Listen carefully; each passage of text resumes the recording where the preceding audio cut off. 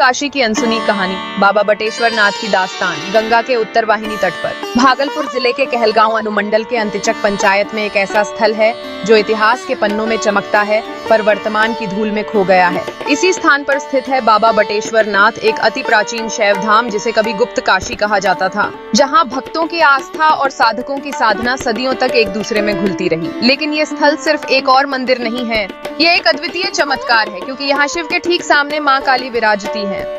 भारतवर्ष में ऐसा संयोजन किसी भी और शैव स्थल में नहीं मिलता और यही इसे बनाता है तंत्र सिद्ध पीठ। एक अद्वितीय ऊर्जा केंद्र माना जाता है कि यही वह स्थान है जहां साधकों ने तंत्र और योग की साधना को नई दिशा दी थी। और शायद यही कारण है कि सिर्फ 3 किलोमीटर दूर 8वीं शताब्दी में उठ खड़ा हुआ विश्व विख्यात विक्रमशिला महाविहार, जहां बुद्धि, ज्ञान, तंत्र और दर्शन चारों दिशाओं में फैलकर कुछ ही वर्षों में दुनिया को रोशन करने लगे। कहते हैं जब महान विचारक राहुल सांकृत्यायन ने गुप्त काशी और विक्रमशिला के इस गौरव को सुना तो वे बिना थके, बिना रुके हजारों मील की यात्रा कर यहाँ तक आ पहुँचे। इतिहास की वह पुकार इतनी गहरी थी कि विद्वान भी खिंचे चले आते थे, पर आज वह पुकार धुंधली हो चुकी है। गुप्त काशी उपेक्षित है, वह न धार्मिक सर्किट से जुड़ा, न पर्यटन मानचित्र पर दर्ज, न भक्तों के लिए कोई सुविधा, न सांस्कृतिक संरक्षण की व्यवस्था। सदियों पुरानी धरोहर आज भी उन्हीं प्रश्नों के बीच चुपचाप खड़ी है। क्या कभी इसका पुनर्जागरण होगा? क्या यह शैव धाम फिर से अपना खोया सम्मान पाएगा? क्या तंत्र सिद्ध पीठ को फिर से वही मान मिलेगा जो कभी था, या फिर यह धरोहर इसी तरह इतिहास की परतों में दबकर खामोश रह जाएगी? और अंत में यही प्रश्न, सबसे बड़ा, सबसे गहरा और सबसे महत्वपूर्ण, कब तक और क्यों नहीं?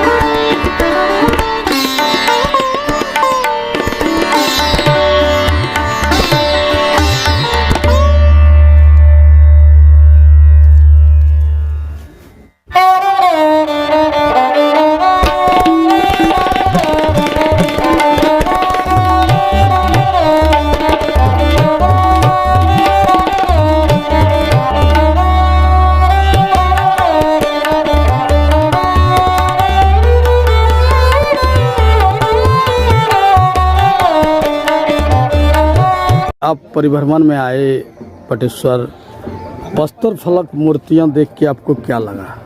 बाबा बटेश्वर स्थान हम लोग का बचपन का स्थल है। इस पूरे एरिया का पवित्र धार्मिक स्थल है। इस स्थल पे काफ़ी पहले से ही आप विक्रमशिला खुदाई स्थल यहाँ से पास में है। यहाँ पे काफ़ी प्राचीन प्रतिमा जो कि हस्त निर्मित आपको अलग अलग जगह पे दिखेगा, जिसका कि अपनी महत्व है। कब की प्रतिमा दिख रही है आपको? प्रथम दृष्टि 1600 के पहले से ईस्वी की है, जब पाल वंश का जो उदय था उस समय की ये सारी प्रतिमाएं यहाँ पे हैं। उस समय ही ये प्रतिमा खंडित हो रही है, क्या कहना चाहेंगे? ये पूरे एरिया में ही, ये पूरा पुरातत्व विभाग के अंदर ये आता है।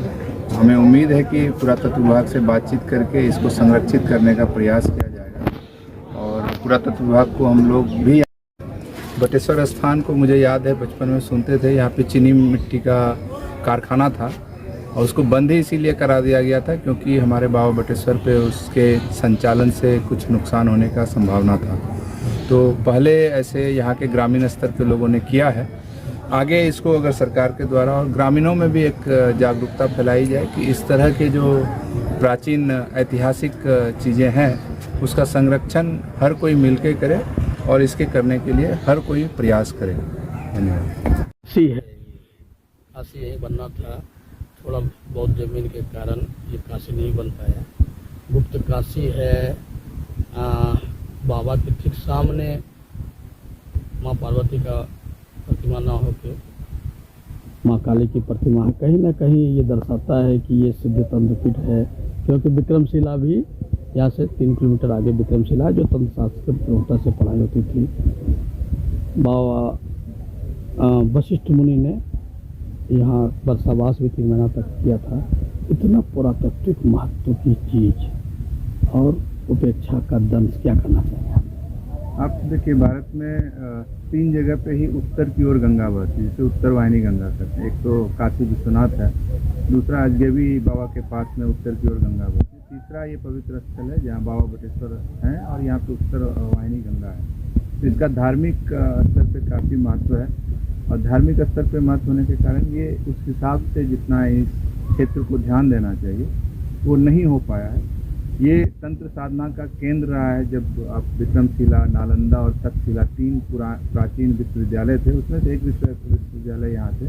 आप उस विश्वविद्यालय केंद्र के आसपास जाएंगे तो पुराने जो खुदाई स्थल में निकले धर्मशाला है वो दिखाता है कि बर्मा से और दूर दूर से लोग यहाँ आते थे शिक्षा ग्रहण करने के लिए, और तंत्र की साधना होती थी।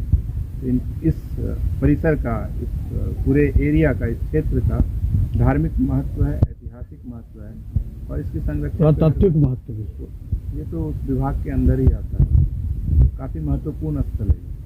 अच्छा, क्या कारण है? एक तरफ नालंदा पूर्ण विकसित हो गया और विक्रमशिला आज भी उपेक्षा का दंश। अपने तारणहार का बाट जो रही है, ये तारणहार कब मिलेगा या नहीं? ऐसा नहीं, हर धरती में जरूर जन्म लेता है जो अपने क्षेत्र के बारे में सोचता है। हमें उस समय का इंतजार लोग कर भी रहे हैं, बट जिस स्तर से आप सोचिए कि नालंदा में हुआ उस स्तर से नहीं हुआ, लेकिन इस जगह पे भी कुछ लोग हैं जो इस प्रयास में हैं। आने वाले समय में आपको इस पूरे क्षेत्र में आपको दिखेगा कि कितना परिवर्तन हो रहा है। आप जिस जगह पे खड़े हैं, आपको जानकर के खुशी होगी कि यहाँ पे गंगा पे रेलवे ब्रिज बनने वाला है, सैंक्शन है, और उस पर काम भी शुरुआत होने वाला है। तो जैसे जैसे चीज़ें बनती जाएगी, आप इस क्षेत्र में परिवर्तन और एक अच्छे अध्याय की जो शुरुआत है वो होनी शुरू हो गई है। आपको दिखेगा कुछ समय। कब तक होगा? क्या शुरुआत है ये तो, किसी भी चीज़ के लिए आप लोग तय नहीं कर सकते कि ये काम कब होगा। वही जो राम रची रखा, तो जब भगवान ने रच के रखा है तो अपने हिसाब से ये केंद्र सरकार और राज्य सरकार से क्या अपील करना चाहिए? हर सरकार इस तरह के क्षेत्र पे काम करती है, क्योंकि ये क्षेत्र पे अभी आप कुछ समय पहले ही आप लोगों ने पेपर में पढ़ा होगा कि सांस्कृतिक धरोहर के संरक्षण के लिए सरकार काम करने वाली है। लोग प्रयास में हैं, कुछ लोग हो सकता है कि थोड़ा विलम्ब हुआ होगा, लेकिन कुछ लोग आगे आ रहे हैं, इसको काम में सक्रिय रूप से इसको आगे बढ़ाएंगे। हर क्षेत्र में सांस्कृतिक विरासत के संरक्षण के लिए सरकार संकल्पित है। उस संकल्प को लेकर सिद्धि तक पहुंचाने के लिए कुछ लोगों को आगे आने की जरूरत है। आगे आएंगे तो वो संकल्प की सिद्धि जरूर होगी। घोषणाएं तो बहुत हुई, पर्यटक सचिव रश्मि वर्मा आई थी, बहुत लोग आए, लेकिन कहीं ना कहीं पर्यटकीय सुविधा नहीं है। लोगों का चूँकि बौद्ध सर्किट से जुड़ना चाहिए, बौद्ध सर्किट से नहीं जुड़ रहा है, रामायण सर्किट से जुड़ना चाहिए। आखिर क्या चल रहा है कुछ समझ में नहीं आता है, लेकिन हम आपको व्यक्तिगत रूप से जानना चाहते हैं कि क्या होना चाहिए। सरकारी प्रयास है। सरकारी प्रयास में स्थानीय जनप्रतिनिधि की भूमिका बहुत महत्वपूर्ण होती है। जो स्थानीय जनप्रतिनिधि हैं वो जितने जोर शोर से इसको आवाज़ को उठाएंगे, उतनी जल्दी ये काम होती है। सरकार अपने स्तर से तो करती है, हमें लगता है आप जैसे जागरूक पत्रकार अगर इसको और उठाएंगे तो इस पर ज़्यादा तेज़ी से लोगों का ध्यान जाएगा और इस महत्वपूर्ण चीज़ के संरक्षण के लिए लोग आगे आएंगे। जी, अपना परिचय बता दें। मेरा नाम चंदन है, मेरा घर यहीं पास में ननिहाल है। इस जगह पे हम लोग बचपना इस पहाड़ पे घूमे हैं, अभी बाहर रहते हैं, सामाजिक क्षेत्र में काफ़ी जगह काम करते हैं। जी धन्यवाद।